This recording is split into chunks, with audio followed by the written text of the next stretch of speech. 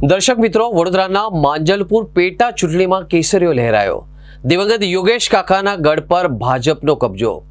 વડોદરા શહેરની high profile ગણાતી 145 માંજલપુર વિધાનસભા બેઠકની પેટા ચૂંટણીના પરિણામો આજે જાહેર થયા છે।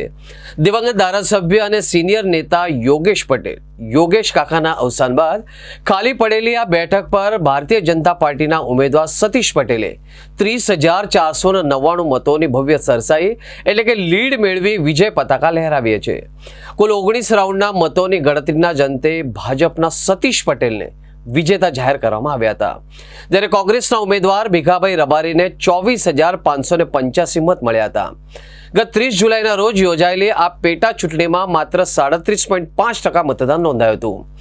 નીચા મતદાનના કારણે બંને પક્ષો વચ્ચે ગણતરીના દિવસો સુધી ઉત્સુકતા જોવા મળી હતી, પરંતુ આખરે માંજલપુરના મતદારોએ ભાજપ પર પોતાનો પરંપરાગત વિશ્વાસ જાળવી રાખ્યો।